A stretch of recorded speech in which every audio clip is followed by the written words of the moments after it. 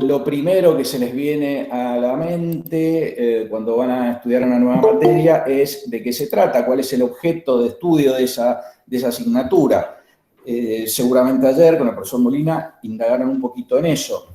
Fíjense, lo primero que leemos es el título de la asignatura, ¿no? Finanzas públicas y derecho tributario.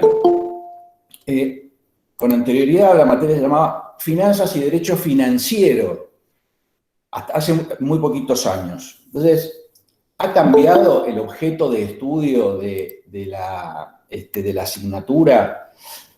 No, simplemente se ha querido poner de manifiesto cuál es ese contenido para hacerlo más asequible.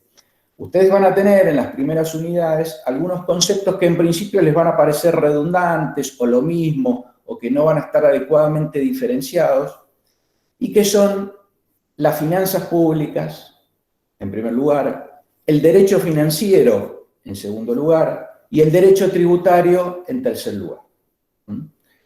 Todo eso es el objeto de estudio de esta asignatura, con distinta intensidad. Entonces, para ir desbrozando un poquito esto, puntualicemos. ¿Cuál sería, en términos generales, el objeto de estudio de esta asignatura? ¿Qué vamos a tratar de entender?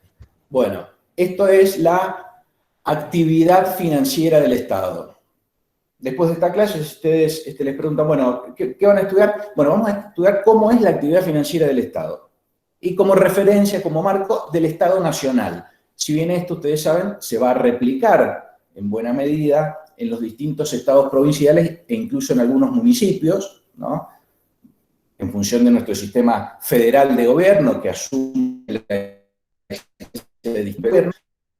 Pero, ¿cómo funciona el Estado en términos financieros? Lo que vamos a ver, la actividad financiera del Estado.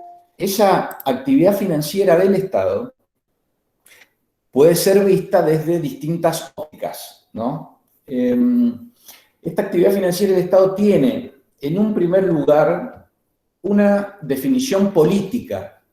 Cada Estado-nación, cada país, asume, luego de una deliberación política a lo largo del tiempo, un determinado modelo de funcionamiento, ¿no? Si vamos a ser un país capitalista, más o menos controlado por la actividad del Estado, si vamos a ser un país eminentemente socialista, con otro tipo de distribución, bueno, eso viene dado, ¿no?, por una evolución histórica y política que en determinado momento plasma un modelo constitucional, ¿no? Los pueblos, las naciones se ordenan y lo plasman en esa constitución que ustedes se encargaron de estudiar en Derecho Constitucional. De modo que hay una primera óptica que tiene que ver con esta cuestión política, que hace que las finanzas públicas y el derecho financiero no sean necesariamente lo mismo en todo lugar y en todo tiempo. Eso es mutable y puede evolucionar. Lo que nosotros vamos a estudiar es, bueno, las finanzas de hoy, en la República Argentina, en la provincia de Mendoza, ¿no? Un modelo dado, que ya viene consolidado de alguna forma. Entonces, a esa primera visión de las finanzas públicas y del derecho financiero se le agregan o la complementan otros dos enfoques, que son un enfoque económico, por un lado, y un enfoque jurídico por el otro.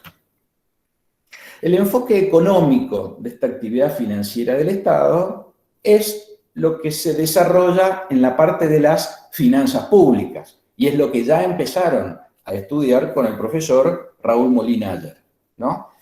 La actividad financiera del Estado desde la perspectiva de los efectos económicos que produce determinadas medidas que toma el Estado, determinadas formas de organización, de dónde obtienen sus recursos estos estados, qué genera esto, cuál es el impacto, si es más o menos conveniente en función de determinadas finalidades que tiene el Estado, etc. Esto es el sustrato, digamos, fáctico, real, ¿no?, económico de las finanzas públicas. finanzas públicas como primer concepto de nuestra materia. Ahora bien, en la medida en que estamos estudiando Derecho, estamos en la Facultad de Derecho, ese fenómeno económico que estamos estudiando viene filtrado por nuestras propias finalidades y que son estudiar las normas jurídicas, los principios jurídicos que regulan toda esa actividad financiera del Estado. Porque esto que nosotros vamos a ver, esta cuestión de recursos, de gastos, de cómo se financia el Estado, necesariamente está juridizado, esto es, atrapado por normas jurídicas. No son fenómenos que fluyen libremente, como casi ninguno de los que hay en el mundo. El derecho va y los regula. Entonces, a esta cuestión económica que estudian las finanzas públicas, viene luego el derecho financiero como rama del derecho y como conjunto de principios jurídicos y de normas que regulan, que encausan, que atrapan la actividad financiera del Estado. Y allí ya vamos entendiendo un poquito cuáles son los conceptos que integran nuestra materia. Las finanzas públicas, por un lado, lo van a desarrollar con el profesor Molina. El derecho financiero, en la medida que se trata de principios y normas jurídicas que regulan esa actividad financiera. Y dentro del derecho financiero vamos a tener un apartado particularmente importante en términos de proporciones, ¿no? De participación relativa, si ustedes quieren, que es el derecho tributario. O sea, dentro del derecho financiero le vamos a dedicar, si ustedes quieren, en cantidad de unidades temáticas, mucho al derecho tributario. Por eso el manual no por eso, pero si ustedes ven el manual de Villegas, que es el que sugerimos como guía, habla de un manual de finanzas públicas, derecho financiero y derecho tributario. En ese sentido, entonces, hay formas de ver todo esto que estamos charlando. Ustedes estudiaron Derecho Constitucional y por lo tanto no voy a abundar en eso, ¿no? Esta Constitución y las constituciones en general tienen esta primera parte que son los derechos, las garantías de los ciudadanos frente al Estado, ¿no? Y en términos de garantías y derechos individuales y sociales, en una primera parte, la parte dogmática, y tienen luego la Constitución, lo que se denomina la organización del poder. Esto es, cómo se organiza el Estado para, en definitiva, prestar esos servicios, garantizar esos derechos, etcétera, etcétera. Hay una parte de principios y garantías y hay una parte más instrumental, en todo caso, que tiene que ver con el... discúlpenme que sigo admitiendo estudiantes. Entonces, entre estas dos partes, ¿no? De la Constitución, si ustedes quieren, hay una tercera cuestión y es lo que se denomina, o lo que podemos denominar, la Constitución financiera. ¿Qué es la Constitución financiera? Es el conjunto de disposiciones constitucionales que están a lo largo de todo el texto constitucional y de los tratados internacionales de derechos humanos que ponen especial énfasis en el financiamiento de esos derechos y en garantizar que efectivamente esos derechos se puedan gozar y se puedan ejercitar. Nosotros en esta asignatura a la Constitución la vamos a ver con este perfil o de esta manera. Esto es, cómo se hace en términos económicos y de financiamiento para poder garantizar esos derechos que la Constitución garantiza. Es una manera específica de verlo, pero no es una manera, digamos, marginal de verlo. Si ustedes recuerdan, Alberdi, además de sus bases y puntos de partida, ¿no? El texto fundacional que sirvió para la Constitución, gracias Franco, además de esto, Alberti escribió un libro dedicado específicamente a la cuestión financiera. Entonces, ¿cómo estructurar el Estado para que sea viable? Cualquier proyecto que nosotros o que ustedes puedan pensar, necesariamente tiene que tener una estrategia y un desarrollo financiero. Si ustedes quieren emprender algún negocio, bueno, tendrán que ver cuáles van a ser los gastos que tengan, qué es lo que esperan ganar, cuál va a ser su rentabilidad, qué piensan hacer con ese dinero, para qué el emprendimiento, qué necesidades pretenden sufragar con eso. Bueno, imagínense eso, que en términos individuales podemos querer hacer, lo llevamos a la organización de un país. Debe haber toda una estructura pensada y diseñada para poder lograr esos objetivos. ¿Y cuáles son esos objetivos? La satisfacción de todos estos derechos, ¿no?, que están en la Constitución. Y esto ya nos muestra las dos, los dos extremos de ese péndulo, si ustedes quieren, el de los derechos y el de las obligaciones, ¿no?, que atraviesa toda nuestra carrera. El Estado y el Estado social, constitucional, de derecho, ¿no?, garantiza el cumplimiento o garantiza ciertos derechos.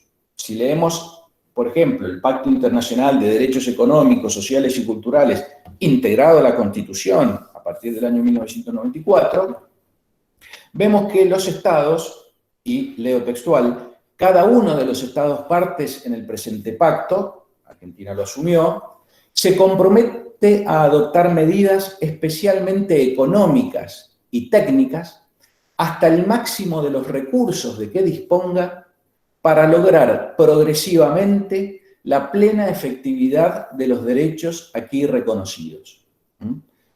Si repasamos los derechos constitucionales, sociales y culturales, vemos que, bueno, todo ciudadano de los países que adhieren a estos pactos tienen una serie muy importante de derechos de los que pueden gozar.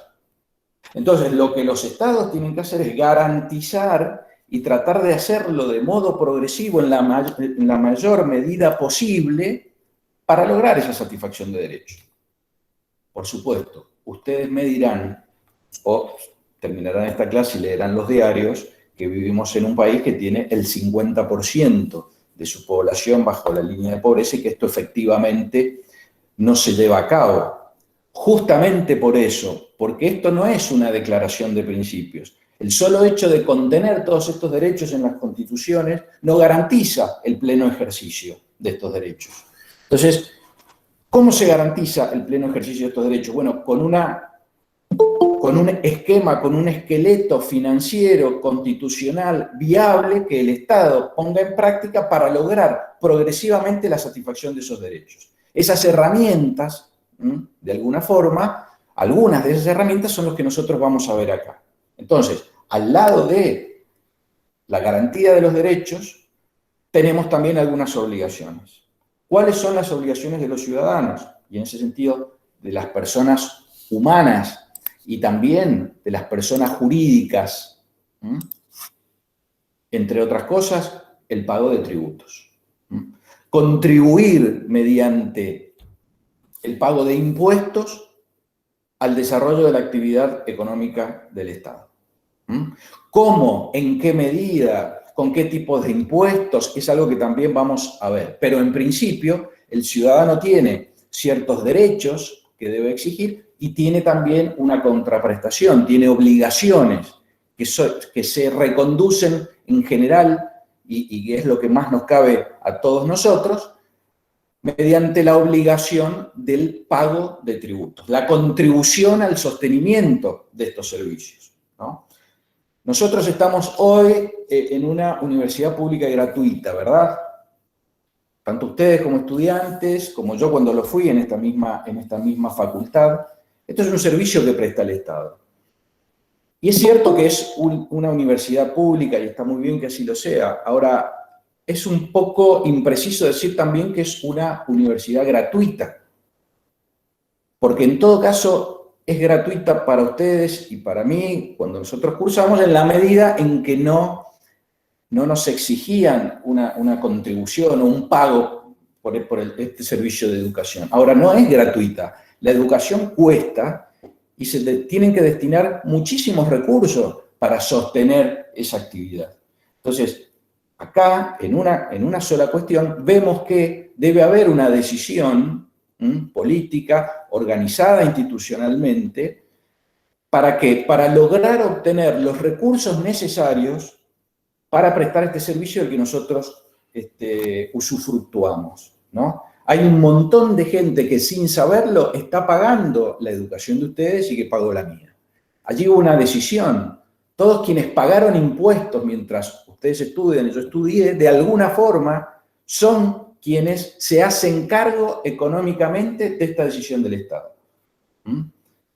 Por eso, y acá abrimos paréntesis, tanto ustedes como yo tenemos una responsabilidad especial cuando estamos estudiando y es honrar de alguna forma este esfuerzo que buena parte de la sociedad hace para que determinadas personas tengan acceso a la educación universitaria sin tener que desembolsar sumas adicionales o sin tener que pagar, ¿no? Pero no es gratuita, cuesta la educación, por eso también hay que valorarla. Esto a modo simplemente de ejemplo para que vayamos viendo cómo funciona este Estado. Entonces, si vemos entre líneas en nuestra Constitución Nacional, ¿no? Si pasamos o si lo hacemos bajo relieve y sobre un fondo de la Constitución Nacional, nosotros vamos a colorear o tratar de entender las disposiciones constitucionales que tienen que ver con la cuestión financiera. A lo largo de toda la Constitución vamos a poder ver algunos artículos que tienen que ver con esta organización financiera del Estado. No existe, como ustedes ya saben, porque lo estudiaron, específicamente un capítulo en la Constitución que diga actividad financiera del Estado. Y a continuación 3 o 4 artículos y ahí se termina. No, se tiene que ir o se obtiene esta cuestión de todo el análisis integral de la Constitución. Por supuesto, también luego de leyes financieras que dicta Congreso Nacional, que dictan las legislaturas provinciales, códigos fiscales provinciales, nacionales, etc. A partir de esa Constitución surgen entonces normas de distintas jerarquías que estructuran todo este sistema que regula la actividad financiera del Estado, que es lo que decíamos en un principio. No se los dije, pero, bueno, quizás porque está de más, pero me pueden interrumpir todo el tiempo que quieran y le pido que lo hagan cuando no entiendan algo o quieran profundizar algún concepto, ¿no? Porque la idea no es hablar permanentemente. Algunas cuestiones no les van a quedar claras de inicio, sino una vez que lo estudien, pero quiero decir que pueden ir o que me pueden interrumpir cuando quieran y charlamos algún punto en particular. Esta constitución financiera, que como les decía, no existe como tal, pero uno la puede obtener de la Constitución Nacional, esta constitución financiera que regula todo este derecho financiero, tiene, según un autor, Horacio Corti, determinadas características. La primera característica de esta constitución financiera es la trascendencia. O sea, la organización financiera del Estado no es un fin en sí mismo. La organización financiera del Estado es instrumental y funcional a la consecución de los objetivos que la Constitución persigue. La Constitución, basta leer el preámbulo para tener una síntesis, y luego las disposiciones de la parte dogmática, está orientada a lograr ciertos objetivos que podríamos reconducir al goce de derechos individuales, sociales, culturales, económicos, ¿no? Bueno, la Constitución financiera aspira a eso, tiene como finalidad eso, no es un fin en sí mismo. Por eso la característica de la trascendencia, trasciende al propio sistema. Otra característica de esta Constitución financiera es la unidad.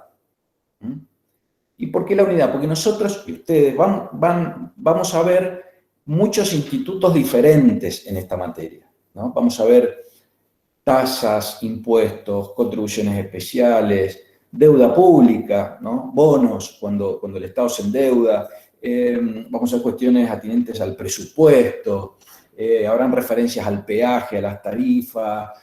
Bueno, hay muchísimos institutos que parecen disímiles o, digamos, no totalmente amalgamados, pero tienen una unidad de sentido, porque siempre se trata de organizar recursos, distintos recursos, para poder satisfacer necesidades públicas, a través del gasto público, expresión que ya les va a indicar a ustedes que tienen una unidad temática solamente de gasto público. ¿Y cómo se hace eso? Bueno, a través de la organización del presupuesto nacional y de los presupuestos provinciales, que son básicamente eso, prever los recursos que necesitamos para atender las necesidades públicas a través del gasto en un periodo determinado. Tendrán también una unidad temática sobre presupuesto. Entonces, como ven, tenemos gasto público, presupuestos, ingresos, tasa, impuestos. Bueno, todo eso tiene una unidad de sentido. Entonces, la segunda característica de esta constitución financiera de la que habla Corti, además de la trascendencia, es la unidad. La tercera característica que siempre debemos tener en cuenta es la coherencia. Si decimos que esta constitución financiera aspira a la consecución de ciertos objetivos, no puede ser incoherente la organización financiera del Estado con esas finalidades que persigue. Dicho en otros términos, la propia constitución financiera no puede vulnerar la otra constitución o la constitución. Tanto los medios que utiliza el legislador o la administración, ¿no?, para lograr estas finalidades constitucionales deben estar en una armónica relación. No podemos, mediante unos, violentar otros. Por ejemplo, si nosotros queremos garantizar, o como exige la Constitución, el uso y goce de la propiedad privada de los sujetos, no podríamos, por ejemplo, establecer un impuesto que grave el 100% de sus utilidades con el pretexto de atender a algunas otras necesidades del Estado. ¿Por qué? Porque estaríamos utilizando un medio que en sí mismo neutraliza el ejercicio de ese derecho al que supuestamente queremos aspirar. Entonces, la coherencia sería esta tercera característica de esta constitución financiera de la que habla Corti. La financiación de la Constitución no puede vulnerar la propia Constitución. Entonces, vamos recapitulando de a poquito. Las finanzas públicas como fenómeno económico lo van a ver con el profesor Molina desde esa perspectiva. Pero el derecho financiero y esta constitución financiera que yo les cuento que existe, es lo que en definitiva regula toda esa actividad económica, ¿no?, con determinadas finalidades. Está constituida por principios, por normas, por instituciones que regulan, contienen y canalizan esta cuestión económica.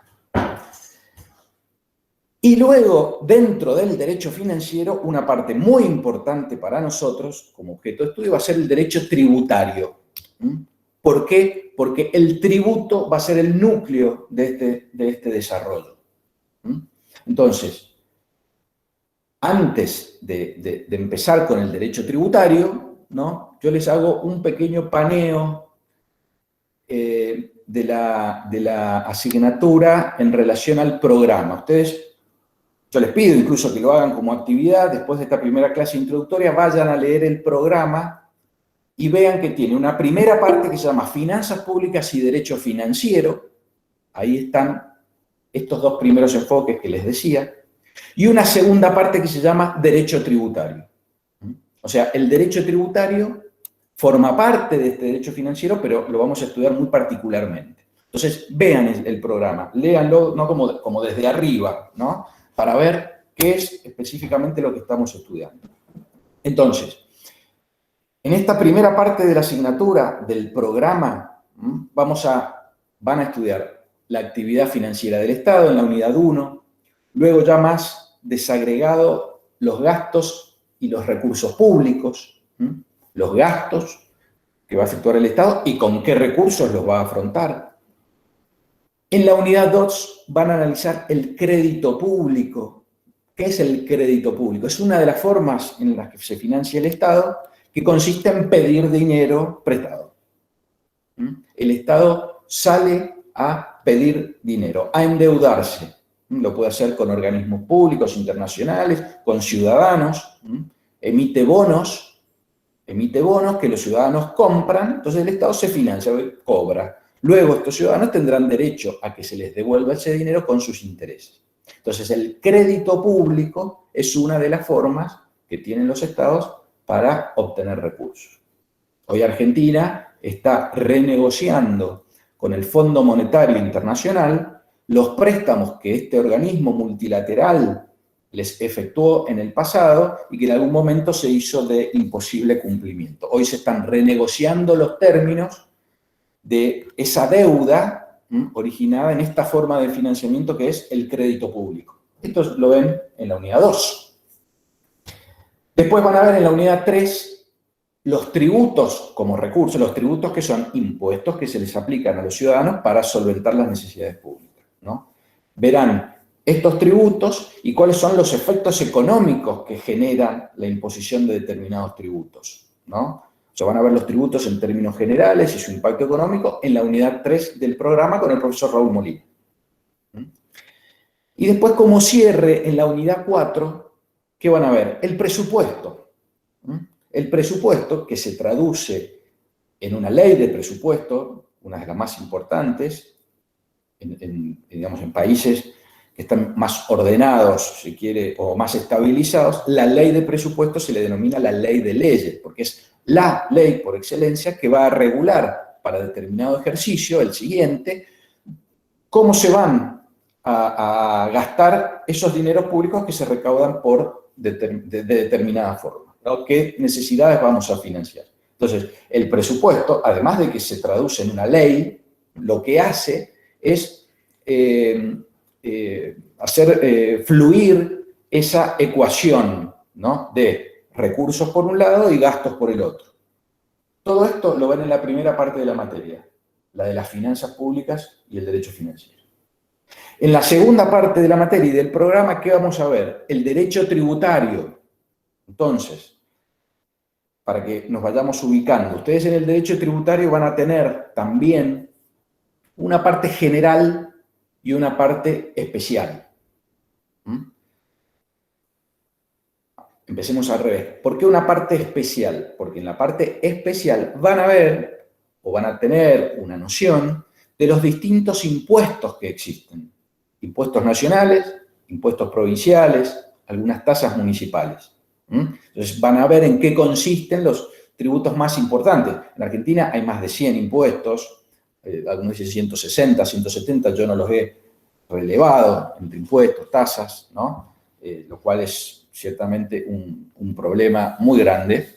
Es un problema para la actividad económica, es un problema para los ciudadanos que tienen una carga administrativa muy grande de tener que pagar en distintas jurisdicciones, distintos tipos de impuestos, digamos. No es buena esta gran superposición impositiva desde ya, por lo cual nosotros vamos a ver los principales impuestos que cobra el Estado nacional, los principales impuestos que cobran las provincias y algunas tasas que cobren los municipios. Por eso decimos que esto es derecho tributario, parte especial, segunda parte. Pero antes de eso vamos a ver una teoría general del derecho tributario, o sea, los conceptos generales que se van a aplicar a todos estos tributos en particular que ven en la parte especial. O sea, los principios generales que regulan todo este fenómeno tributario que tiene al concepto tributo como núcleo. Entonces, ¿qué vamos a ver acá? Y les quiero decir, para que ustedes lo vean, estoy siguiendo de alguna manera el programa. Estoy siguiendo el desarrollo del programa que les pido que vayan a ver después de esta clase. Lo primero que vamos a ver, por una cuestión jerárquica, fundacional, y por lo que les decía recién, es el derecho tributario constitucional, o derecho constitucional tributario. Entonces, nos vamos a centrar en las disposiciones constitucionales vinculadas a lo tributario. ¿Qué manda la Constitución? ¿Qué mandó el constituyente en relación a esto? ¿Qué dijo? ¿Qué límites puso? ¿Puso límites? ¿Qué tipos de impuestos se pueden cobrar? ¿Quién lo puede cobrar? ¿La nación o las provincias? ¿O ambos? ¿Mm? ¿Qué límites, como les decía, no se pueden franquear? ¿Hasta dónde se puede cobrar? ¿Es ilimitada la facultad de imposición del Estado? ¿O tiene algunos límites? Si los tiene, ¿cuáles son? Bien, esto es lo primero que vamos a estudiar en la primera unidad del derecho tributario constitucional. Luego existe lo que se denomina el derecho tributario material. Derecho tributario material o derecho tributario sustancial. Está constituido por algunos conceptos principales, tales como la obligación tributaria. La obligación tributaria es aquella que une al Estado como acreedor con el ciudadano como deudor, que obliga a este último a pagar una suma de dinero, ¿no?, en concepto de impuesto. La obligación tributaria, todo lo referido a esta obligación tributaria es parte del derecho tributario material. Esta obligación tributaria, todo esto que les estoy diciendo ahora lo vamos a ver más detenidamente después. Me interesa que podamos entender como un pantallazo, como una aproximación o como una visión desde arriba toda nuestra materia, pero no se asusten.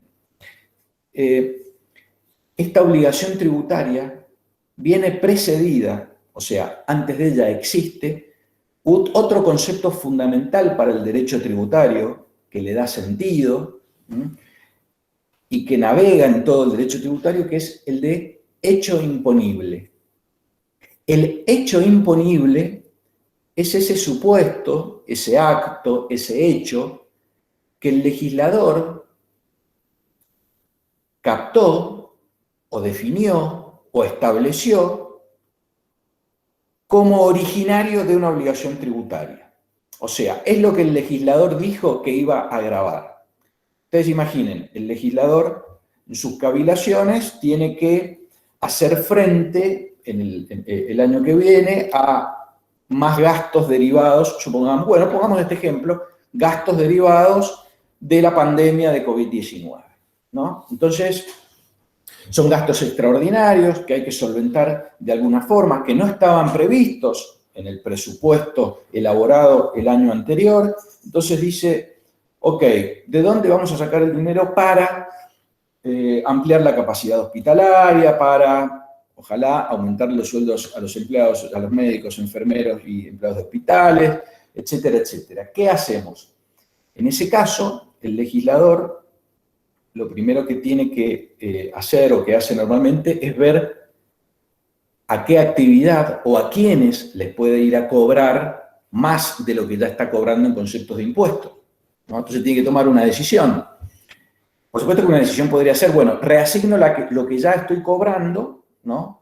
Una cuestión presupuestaria, y lo afecto a esto. Pero también puede decir, no, voy a salir a cobrar más para pagar estos gastos extraordinarios. Si hace eso, tiene que ir a ver dónde hay, escuchen otra locución muy particular de nuestra materia, dónde hay capacidad contributiva. O sea, dónde hay aptitud de pago. ¿Quiénes o qué actividad tiene esa aptitud para pagar? O sea, que podría pagar más. Cuando el legislador verifica esto, lo que hace es ir y dice, ok, voy a ir a grabar tal cosa. Supongamos hoy, bueno, el Bitcoin. Leí esta mañana que en Estados Unidos ya ha avanzado un proyecto para grabar las criptomonedas. ¿Qué dijo en este caso Joe Biden o la administración de Estados Unidos? Bueno, vamos a ir a grabar, no sé si tanto por necesidad de financiamiento como quizás para tratar de regular ese mercado, vamos a ir a grabar las criptomonedas. Bueno, una decisión. Acá está la cuestión política que yo les decía al comienzo. Siempre hay una decisión política que va estructurando todo el sistema. Entonces, volviendo, ¿qué hay? Analiza, advierte que hay cierta capacidad contributiva en ciertos sujetos o en ciertas actividades, va y establece un impuesto. Entonces, define un hecho imponible. Define un hecho imponible y dice, por ejemplo, en Argentina se dijo, a ver, permítanme, vamos a seguir. En Argentina el legislador, ¿qué dijo? Bueno, voy a ir a gravar las grandes fortunas. Algunos otros países también lo hicieron, con otra intensidad, algunos no. Fueron a grabar grandes fortunas para afrontar así los mayores gastos que demanda la pandemia. El legislador en Argentina, ¿qué hizo? Sancionó una nueva ley que se la denominó aporte solidario y extraordinario para morigerar los efectos de la pandemia. ¿Y qué hizo? Gravó la riqueza de las personas humanas. O sea, todas aquellas personas humanas que superaran cierto umbral económico, más de 200 o 300 millones de pesos, bueno, estaban obligados a pagar este impuesto, que el legislador lo denominó aporte, pero es finalmente un tributo. Es una discusión, pero parece que es un tributo.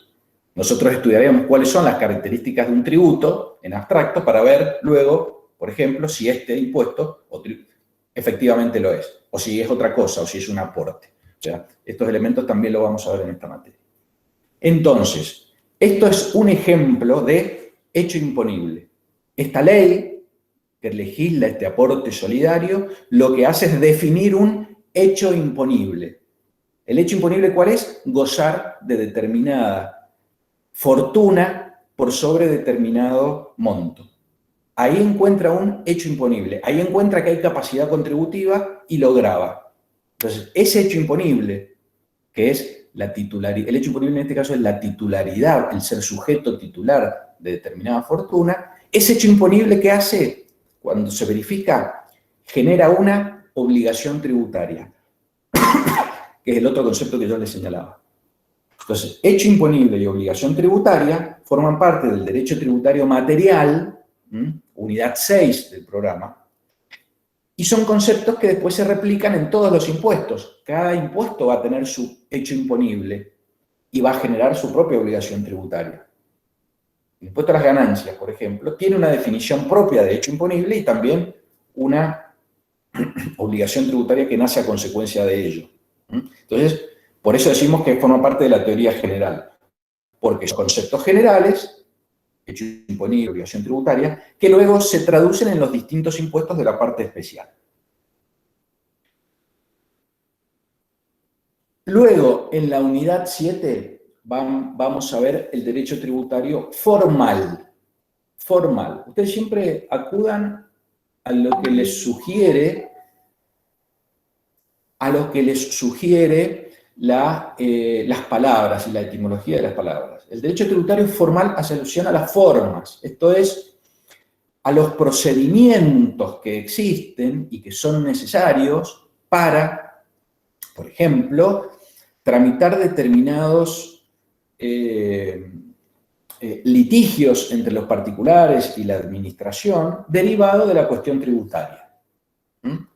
En un primer principio, los procedimientos pueden ser no litigiosos. Esto es, ¿qué procedimientos hay para que esa obligación tributaria o ese hecho imponible finalmente se traduzca en una obligación de dar dinero? ¿Cómo se hace? Yo les pregunto. Se sanciona la ley mediante la cual el Congreso Nacional decidió gravar a las grandes fortunas para destinar ese dinero a los gastos de la pandemia. ¿Cómo se hace? Lo primero es sancionar una ley. Perfecto, en esa ley se define el hecho imponible en todos sus artículos y se obliga, una vez que se produce ese hecho imponible, se genera esa obligación tributaria. ¿Cómo se materializa? ¿Cómo se cristaliza? Ya en términos, en papeles, digamos, o en obligaciones concretas. Bueno, esa obligación tributaria se constituye o se formaliza a través de una declaración jurada. Los ciudadanos, los contribuyentes, presentan declaraciones juradas ante la administración, que antes eran en papel, ahora son virtuales o son documentos digitales que se presentan desde los distintos domicilios de cada contribuyente en la plataforma digital que pone a disposición el Fisco Nacional, la AFIP, ¿no? Entonces, ¿qué hay primero? Procedimientos. ¿Cómo se presentan esas declaraciones juradas? ¿Qué efectos tienen? ¿Qué hace el Estado si esa declaración jurada no le satisface? Si considera que el sujeto no pagó o no declaró todo lo que debía. Bueno, hay procedimientos de nuevo, estamos en la cuestión formal, hay procedimientos que indican cómo debe hacer el Estado cuando tiene que determinar él la obligación porque considera que el sujeto contribuyente no lo hizo en debida forma. Todos estos son procedimientos. Y habrán también procesos entre el contribuyente y la administración cuando no estén de acuerdo. Cuando a mí me determinan un tributo y yo creo que no corresponde, porque no se ha verificado el hecho imponible, o no en esa medida, o yo considero que por la ley no estoy sujeto a ese impuesto, y la administración considera que sí, o la administración considera que debo X suma de dinero y yo considero que debo menos. ¿Cómo se resuelven esos conflictos? A través de procedimientos y de procesos administrativos, o sea, ante la propia administración, ante el propio Estado, o judiciales, o sea, ya en otro poder del Estado, ante el Poder Judicial, se controvierten esas cuestiones. Entonces, estos procedimientos, estos procesos, son objeto de estudio en la unidad 7, la del derecho tributario formal. ¿Bien? Y siguiendo con el barrido del programa, siempre el legislador prevé supuestos de incumplimiento, ¿no? Existe la norma, existe el deber ser, pero también hay que prever el incumplimiento de esas obligaciones formales o sustanciales. Y hay que prever las consecuencias de esos incumplimientos. Entonces aparece en la unidad 8 el derecho tributario infraccional, o el derecho tributario penal, o el derecho penal tributario, como ustedes quieran, que es el conjunto de disposiciones que prevén las distintas conductas contrarias a la norma, el cúmulo de infracciones que están reguladas a nivel nacional y a nivel provincial, y el tipo de sanciones que les corresponden, tanto a nivel nacional como a nivel provincial. Esas sanciones son de distinta naturaleza. Al contribuyente se le puede clausurar el establecimiento, se le puede prohibir actuar como contribuyente, se le elimina la quit, por ejemplo, se le pueden aplicar multas. Incluso si el legislador considera que la falta es muy grave, puede establecer penas privativas de la libertad, penas de prisión. Ustedes saben que un delito federal es la evasión tributaria, la evasión de tributos nacionales por sobre determinado monto. Esta conducta, la de la evasión dolosa de tributos, la de quien no declara como debía hacerlo, sabiendo que lo hace de tal modo con el objetivo de pagar menos, eso es una conducta que el legislador ha previsto en una ley especial. Y eso conforma el derecho penal tributario. Entonces, esto es lo que conforma la teoría general, que les decía, del derecho tributario. Vamos de nuevo. Y en términos generales, la materia. Primera parte, finanzas públicas y derecho financiero. El fenómeno económico y jurídico que regula y capta toda la actividad financiera del Estado. Primera parte de la materia. Segunda parte de la materia, dentro de este derecho financiero, una parte es el derecho tributario, que por razones que tienen que ver con nuestra propia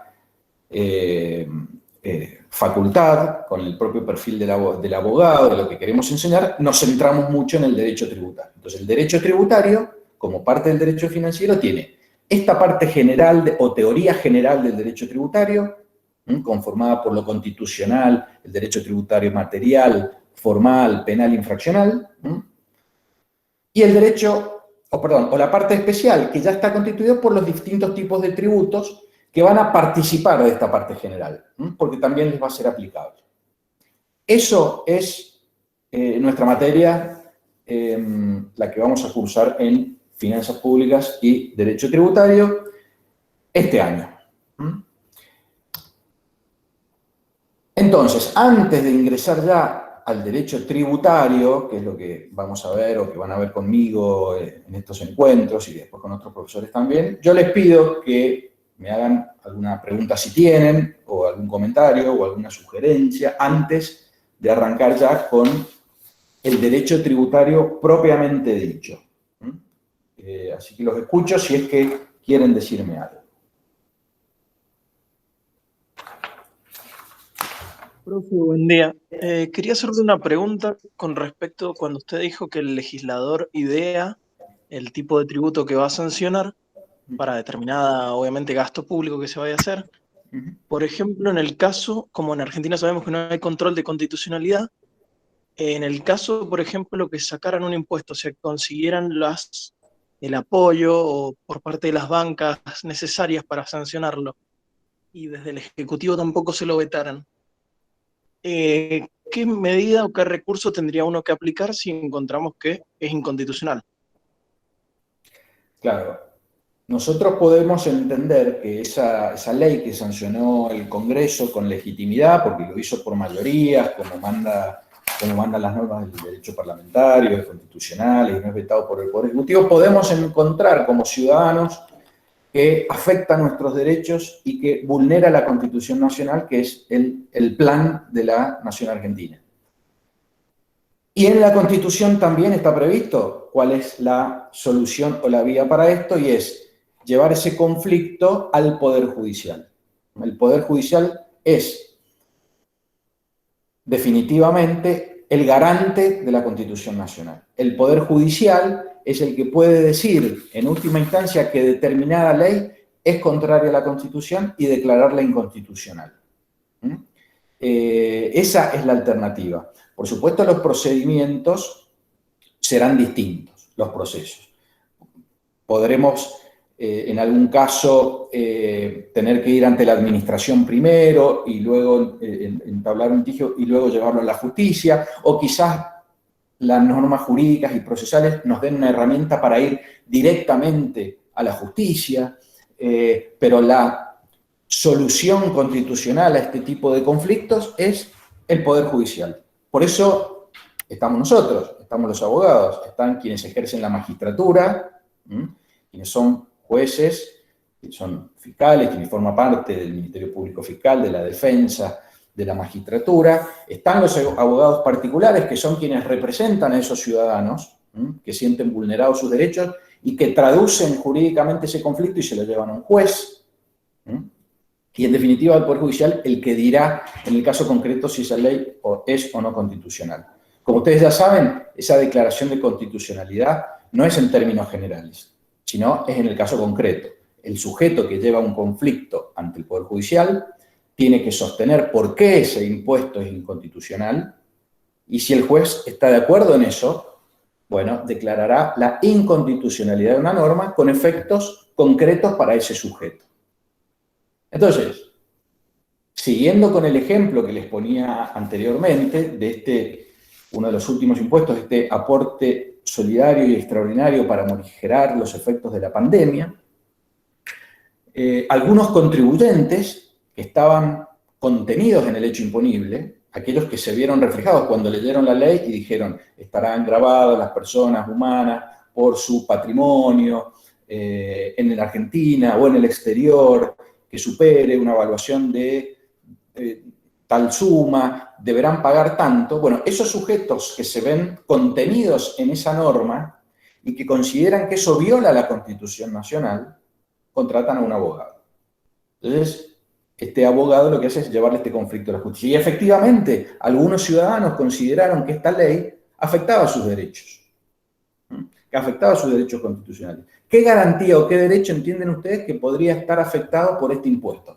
Y si acaso está o no afectado. ¿Qué me pueden decir? ¿Vos, Lucas, o cualquiera? El impuesto a las ganancias, El de la en el caso de, perdón, en el caso del impuesto a las riquezas, el impuesto a las ganancias, es como que por las ganancias te sacan 2 veces. Sí, ¿alguien más quería decir algo? Ahí vamos. La pregunta sería, ¿qué derecho, qué garantía podría verse vulnerada con el principio de la no confiscatoriedad y el no gravamen sobre el mismo hecho imponible, 2 veces. Bueno, ustedes están mencionando algunos de estos principios constitucionales de la tributación. El principio de no confiscatoriedad que señalaba Fabricio, ¿no? tiene sus bemoles y tiene sus particularidades, porque hay que definir luego cuándo un impuesto es confiscatorio y cuándo se verifica esa confiscatoriedad. No es algo tan sencillo ni es algo que se pueda alegar livianamente. Requiere de una prueba y requiere, en definitiva, del criterio de los jueces para decir cuándo es confiscatorio y cuándo no es confiscatorio. También mencionaban la superposición impositiva. Está prohibida la superposición impositiva, o sea, se estaría violando este principio. Ahí debemos decir que la superposición impositiva no está prohibida por sí misma. O sea, y esto ya lo ha dicho la Corte, ¿no? La Corte Suprema, que en definitiva regula, no regula, pero va señalando la doctrina. En sí misma la superposición no está prohibida. Lo que está prohibido es que a través de la superposición impositiva se llegue a efectos confiscatorios, ¿no? Pero, de hecho, la superposición impositiva se da y se da mucho. Imaginen que si tenemos 170 impuestos, necesariamente, nosotros pagamos impuestos, por ejemplo, impuesto automotor. Si tenemos un vehículo, pagamos impuesto al automotor. Ahora, ese automotor también forma parte de la base imponible de bienes personales. O sea, yo pago también como un bien personal a ese vehículo. O sea, que estoy superponiendo y eso no es inconstitucional o no ha sido así considerado. Entonces, también vamos a ver esto. También vamos a ver cómo funciona este tema de la superposición impositiva a los distintos niveles de gobierno. Y Lucas me decía, bueno, creo que te referías a lo mismo, que se superponía con las ganancias. Ahí no, porque, y esto tiene que ver con, qué bueno que me hagan estas preguntas, estos comentarios, porque esto tiene que ver con, por ejemplo, el hecho imponible y la capacidad contributiva. ¿Qué índice de capacidad contributiva toma el legislador cuando sanciona la ley de impuesto a las ganancias? ¿Qué está gravando el legislador cuando sanciona la ley de impuesto a las ganancias? Las ganancias, las utilidades, la rentabilidad que yo obtengo en determinado ejercicio. Ahora, ¿qué está gravando el legislador cuando sanciona esta ley de aporte solidario y extraordinario que les decía para afectar a la pandemia? Está gravando otra cosa, no la renta, sino el patrimonio, otra manifestación de capacidad contributiva, algo distinto. Una cosa es lo que yo gano por mi actividad económica, cualquiera sea. Otra cosa es el patrimonio que yo tengo a determinado momento. Otra cosa es lo que yo consumo. Todos nosotros cuando consumimos algo estamos pagando impuestos. Aunque no lo sepamos. Cuando ustedes van no sé, a un bar o se compran una remera o se compran la computadora para estudiar o lo que sea, están pagando impuestos. Están consumiendo algo y les están cobrando el IVA, el impuesto al valor agregado. A ustedes les dicen que vale 100. Listo, te van y pagan 100. Lo que pasa es que, bueno, 80 es el precio neto más 20 de impuestos, que se supone que ese comerciante luego tiene que ir y pagarlo. Entonces, cada vez que consumimos, pagamos impuestos. Cuando obtenemos ganancias, pagamos impuestos.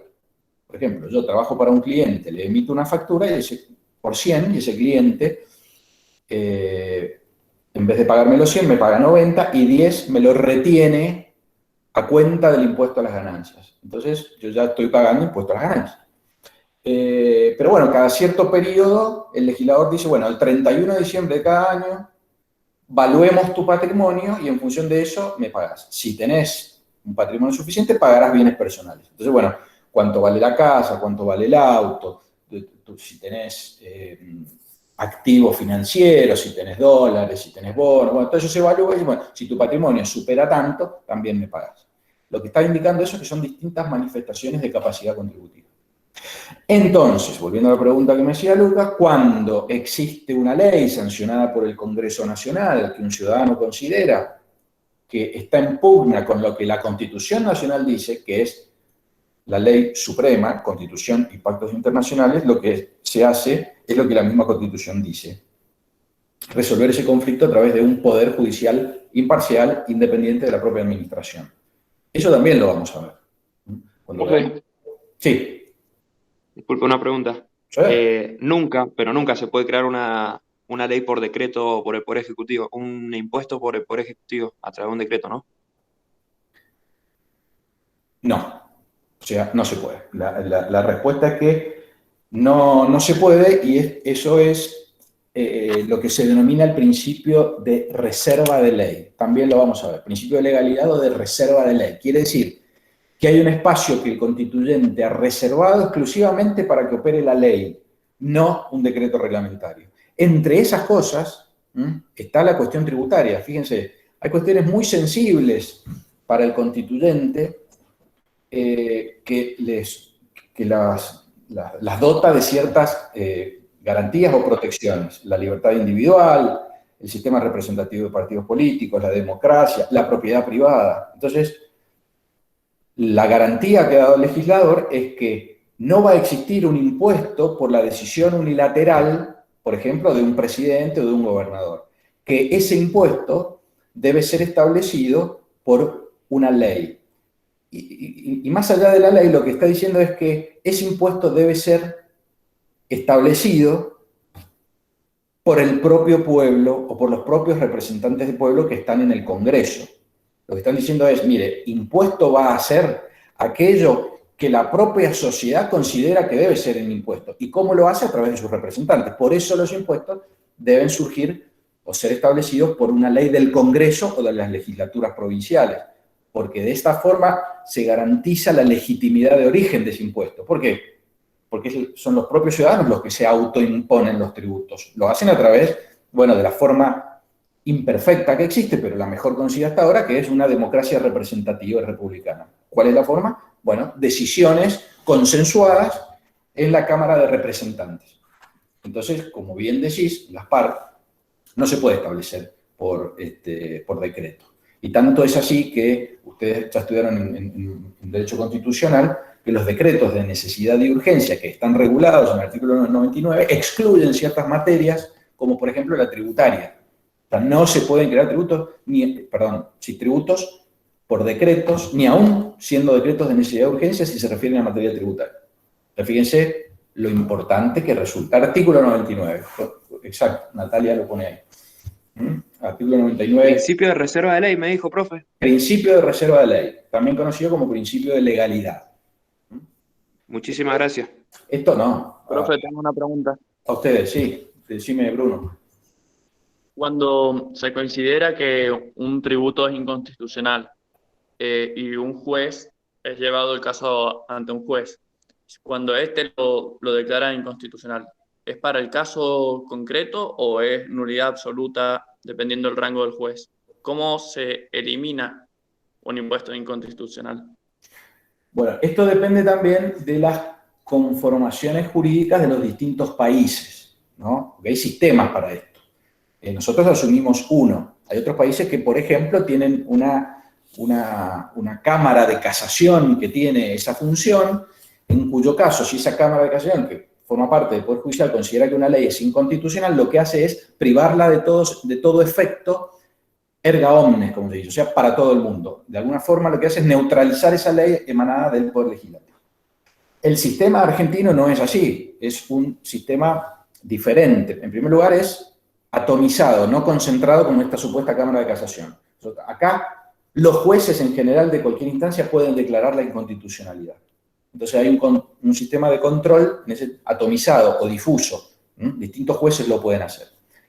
Pero por otro lado, quizás como contrapartida a esto, como contrapeso, esa declaración de inconstitucionalidad vale para el caso concreto. Esto es, se priva efectos a esa ley en relación al sujeto que lo llevó a la justicia, pero no a su vecino que tiene el mismo problema y que no lo judicializó. Lo que ocurre... Siguiendo la misma línea, sí. perdón, siguiendo la misma línea de la pregunta, un juez lo declara inconstitucional en, no sé, en una parte del país, después otro juez en otra parte, ¿eso se puede crear jurisprudencia y terminar siendo erga omnes? Sí, nunca va a ser erga omnes, pero sí puede ocurrir que al empezar a haber cierto consenso jurisprudencial, supongamos, sobre la inconstitucionalidad de una determinada norma, ¿no? Y eso avance en las distintas instancias judiciales, eso vaya creando esa conciencia o ese consenso jurisprudencial de que esa ley es inconstitucional. ¿Qué quiero decir? Y pongámoslo digamos, concretamente o en casos concretos. Después veremos este ejemplo más detenidamente, pero en alguna época nuestro país tuvo estabilidad monetaria total, o sea, no existía la inflación, ¿no? Existía un sistema de convertibilidad que prohibía las indexaciones, no existía la inflación. O sea, un peso de hoy era un peso dentro de un año, dentro de 2, dentro de 3, etc. Eso duró algunos años. En algún momento, por lo tanto, tampoco los impuestos se podían indexar, los alquileres, nada. Había una quietud total. En algún momento ese sistema que ya no era viable, explota y comienza la inflación, hay devaluación, y bueno, y así que esto ocurrió en el 2001, 2002, que se sale de aquel esquema, ¿no? Y empieza a ver la inflación que hay hoy. Bueno, el impuesto a las ganancias tiene una disposición que era el ajuste por inflación. O sea, cuando uno va a determinar cuánto tiene que pagar de impuesto a las ganancias, la propia ley establece cómo medir eso y ajustarlo por inflación. Porque la inflación es un fenómeno distorsivo que si no lo corregimos al momento de tributar, podemos tributar cualquier cosa, ¿no? Porque los números se desmadran. Hay que corregir eso con ciertos mecanismos ¿para qué? Para terminar tributando lo que realmente el legislador quería, ¿no? Porque 100 pesos de hoy no son 100 de dentro de hoy. ¿Qué pasaba? ¿O qué pasó? Que en la realidad existía la inflación, pero que las leyes seguían siendo las anteriores, como si no hubiera existido la inflación, y el legislador no modificó ex professo esas leyes. ¿Para qué? Para recaudar más. Entonces, si bien había inflación, esa norma del impuesto a las ganancias que yo le comentaba, que permitía ajustar por inflación, no se podía aplicar.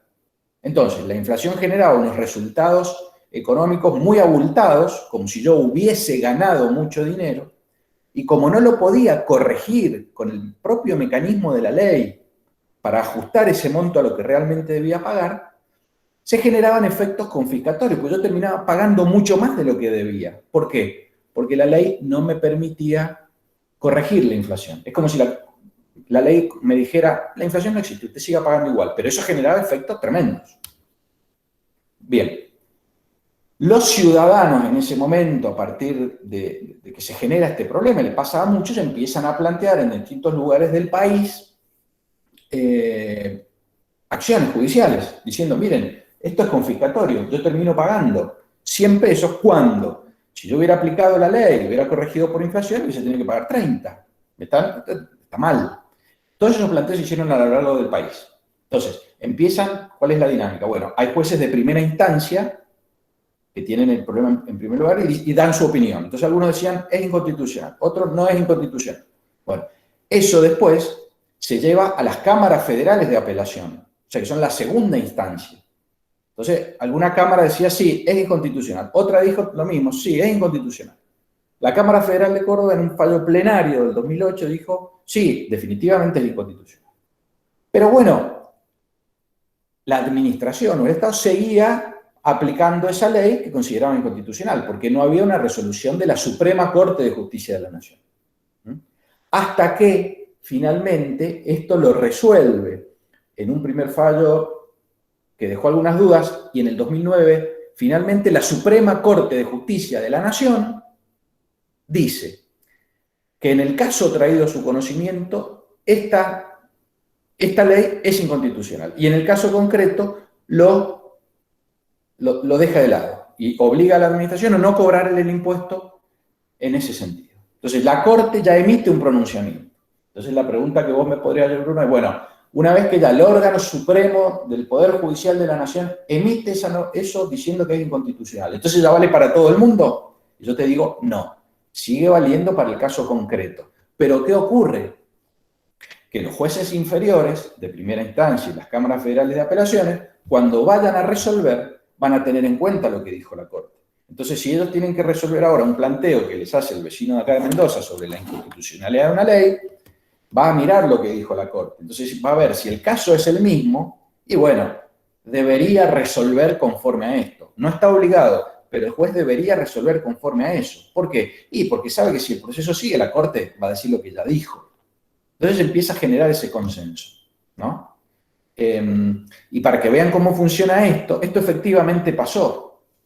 Pero la administración y el Congreso siguieron sin aplicar el ajuste por inflación aún después que la Corte lo estableció, durante muchos años. ¿Por qué? Porque eran algunos pocos contribuyentes los que llevaban este caso a juicio. Entonces les seguía conviniendo. ¿Por qué? Porque, bueno, de 1000 contribuyentes, Uno, supongamos que fuese esa la proporción, lo judicializaba y lo ganaba. Bueno, pero los otros 999 seguían tributando de esa manera. Entonces el Estado, necesitado de financiamiento, no modificaba esas normas. No todos los ciudadanos acudían a la justicia, por temor, porque no tenían todos los papeles en orden, o porque les parecía una jugada arriesgada, o porque lo que sea. Entonces, bueno, durante mucho tiempo el Estado mantuvo esa normativa pese a que otro poder del Estado había dicho que era inconstitucional. Sin embargo, y así va evolucionando y funcionando la cosa, en algún momento el Congreso estableció una norma ya reincorporando el ajuste por inflación, ¿no? Permitiendo el ajuste por inflación con determinadas condiciones, con determinados límites, pero ya lo volvió a incorporar, porque existía una evidencia de que era inconstitucional. Pero hasta entonces esas leyes eran válidas, salvo para aquel sujeto que hubiese contratado a un abogado, que lo hubiese llevado a la justicia y que hubiese ganado el caso. Profe, bien, está claro. Sí. La última, una cortita, ¿puede ser? Sí. Bueno, ahí le pregunté si el Poder Ejecutivo de manera unilateral podía crear impuestos, me dijo que no, quedó claro. ¿Puede el Poder Ejecutivo de manera unilateral, mediante un decreto, eliminar impuestos de un día para el otro? Tipo, yo asumo y digo, bueno, de los 160 impuestos voy a eliminar 100. ¡Pum! De un saque. ¿Se puede? Bueno, podría, pero ¿por qué podría? En principio no, porque sigue siendo una facultad reservada a los congresos, a los poderes legislativos, crear o suprimir tributos. Por lo tanto, en principio yo te diría que no. ¿Qué ocurre? Que desde la perspectiva de los contribuyentes, personas humanas o jurídicas, nadie se va a ir a quejar, entonces no va a judicializar ese tema y no lo va a llevar ante un juez para decir, no, han eliminado un impuesto, ¿no? Entonces, ¿quién lo va a contradecir, digamos, institucionalmente? Digamos, nadie. Salvo que algún perjudicado lo lleve a juicio. ¿Quién puede ser un perjudicado si no son los contribuyentes? Supongamos que el presidente dice, asume y dice, ok, esto sin impuestos dejamos 10, chao, todo lo demás fuera. Todos los ciudadanos contribuyentes estarán felices y lo volverán a votar. Pero es probable que las provincias, por ejemplo, y los municipios no estén de acuerdo. ¿Por qué? Porque ese impuesto que eliminó un presidente se coparticipa de esos 100 pesos que cobra la AFIP, después se distribuye entre las provincias, y las provincias tienen su propio sistema de distribución con los municipios. Entonces, vos vas a estar desfinanciando a otra unidad política que puede no estar de acuerdo. Poniendo nombres, supongamos hoy el presidente Alberto Fernández elimina sin impuestos. El gobernador Suárez dirá, no, pero yo necesito este dinero, porque tengo que pagar escuelas, tengo que pagar esto. Bueno, ahí va a ser la provincia la que judicialice este problema y le dirá a la justicia con razón. El presidente unilateralmente no puede suprimir tributos. No tiene la facultad constitucional para hacerlo, y es cierto, la facultad es del Congreso Nacional, ¿no? Porque no puede unilateralmente. Lo que se intenta es evitar la concentración de poder, ¿no? Y que una persona, porque el Poder Ejecutivo es una persona, más allá que tenga ministros y tenga toda una administración pública, que una persona decida sobre los recursos de estamentos independientes con su propia autonomía, como son los estados federados, ¿no? ¿Estamos? Gracias, profe. De nada. Bueno, vamos a... si quieren hacer... tenemos 5 minutitos más, así que si quieren hacer alguna otra pregunta o comentario lo pueden hacer. Yo porque... Vamos a cortar acá porque por una cuestión de... ¿Cómo decirlo? De que tiene sentido lógico comenzar luego directamente de cero con los otros temas que íbamos a desarrollar, y lo hacemos en el próximo encuentro. La idea de hoy, y espero que haya servido, es este paneo general de nuestro objeto de estudio. Todo lo que hemos hablado hoy lo vamos a desarrollar con detalle luego. Nada de lo que hayamos dicho hoy, salvo estos conceptos preliminares sobre la constitución financiera del Estado, digamos, que es, nada de esto no lo vamos a volver a ver nunca más. Tanto lo que charlamos al final sobre estos impuestos, la inconstitucionalidad de algunos de ellos, como el presupuesto, los gastos, etc. Entonces eso va a ser objeto de estudio a partir de ahora con todos los profesores en todas las unidades. Entonces, bueno, quedamos a disposición. Bueno, ¿algún otro comentario que quieran hacer? ¿Sugerencia? O lo que quieran. Muy clara la clase, profesor. Muchas gracias. Bueno, me alegro.